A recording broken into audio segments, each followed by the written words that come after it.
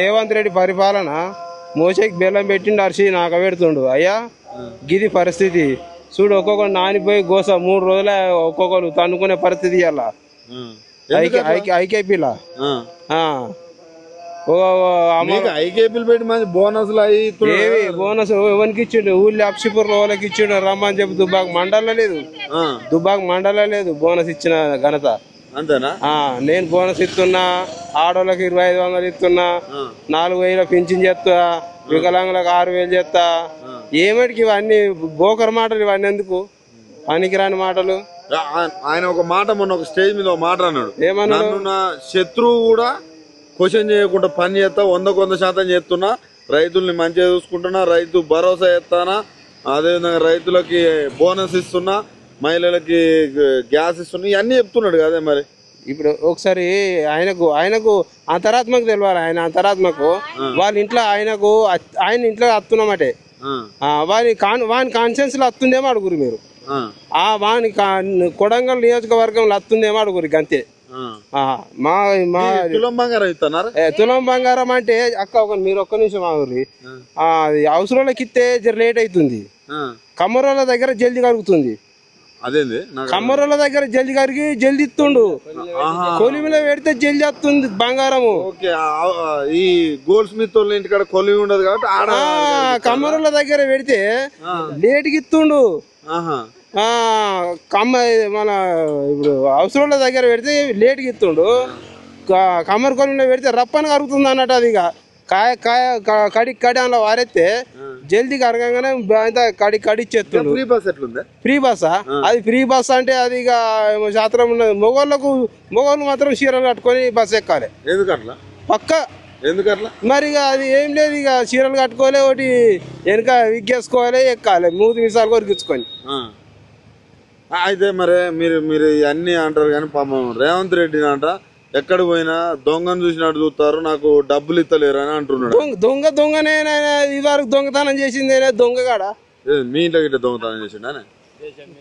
దేశంలో అందరికి ఇవాళ పుట్టిన పోరని కూడా ఎరికేపడు దొంగ అని.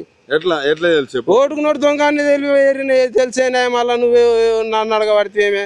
ఓటుకున్నోడు దొంగ, పెద్ద దొంగ. దొంగ అంటే మామూలు దొంగ కాదు.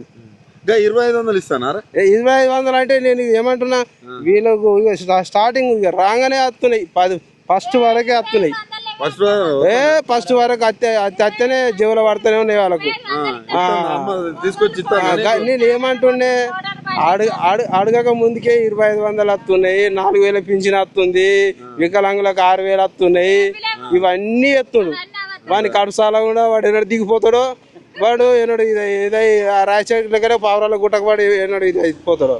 అంత పెద్ద కోపం కాదే, అంత పెద్ద కోపం కాదు. మాకు తాగడానికి కూడా నీళ్ళు లేని పరిస్థితి మాకు ఇప్పుడు.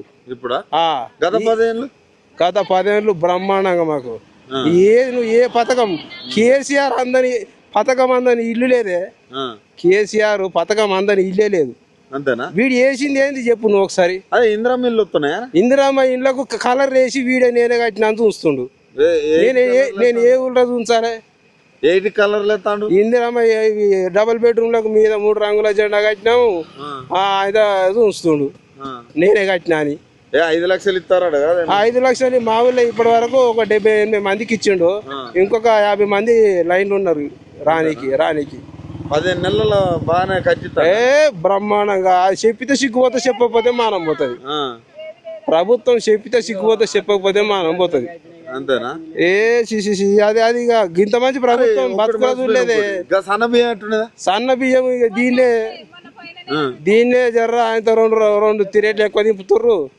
గవే సన్నయ్య గివే తోటి ఇవి ఇట్లనే తోటి ఇట్లనే జర్ర 2 తిరేట్లు ఎక్కువ దింపితే అవే సన్న అయితే అవే నూకలు అవుతాయి. అవి గవే ఇవి గవే. అంతేనా? మా కేసీఆర్ ఉన్నాడు, దళితులకు 3 ఎకరాల జాగా అంటే 6గురికి వచ్చింది. వాళ్ళకి బోర్లేసి ఇచ్చిండు, మంచిగా బతుకుతారు అని. కాకపోతే మా వాళ్ళు బెడ్రూమ్లు డబుల్ బెడ్రూమ్లు రాలే, అప్పుడు రాలే. అన్ని బరాబరే చేసిండు. గది కథ. 500 గ్యాస్ వస్తుందా? 500. నేను ఏమంటుండే ఆయనకి అడసాల కూడా అన్ని మంచిగా చేస్తుండు. చేసుడు అంటే చేసుడు కాదు. దిగిపోవాలంటాను. అరే అసొంటోడు దొరుకుతాడా? ఏమనకు దొరకడు అసొంటోడు. దొరకడు. ఏరుకొని తెచ్చుకోవాలి బుడ్డనికని. వాడు గుంపు మేస్త్రి పేరేవది గుంపు మేస్త్రి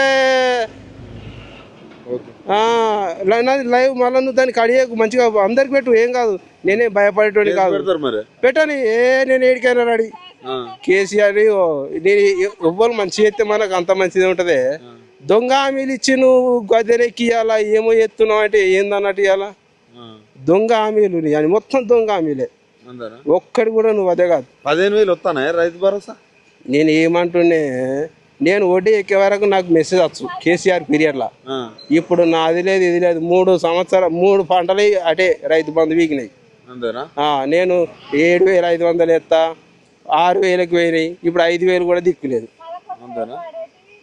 రైతు బంధు అన్నాడు రైతు బంధు గదే అయింది రుణమాఫీ అన్నాడు 60,000 వాళ్ళకి కూడా కాలే 1,00,000 లోపల ఫ్రీ కరెంట్ వస్తుందా ఫ్రీ కరెంట్ అది వచ్చినోనికి వస్తుంది రానోనికి రాదు అంతే 24 గంటలు కరెంట్ ఉంటుందా 24 గంటలు అంటే అది ఇక నేను ఏమంటున్నా ఇదే గాలి దుమారానికి వాడు అటు పోతుండు వాడు ఇటు ఉంటుండు అది ఇక చెప్పరాదు ఇక నేను ఏమంటాను ఆయన చెప్తే ఇక మొత్తం పుట్ట తాగితే పాముని ఎట్టు వెళ్తే అట్లున్నది అంతేనా ఓకే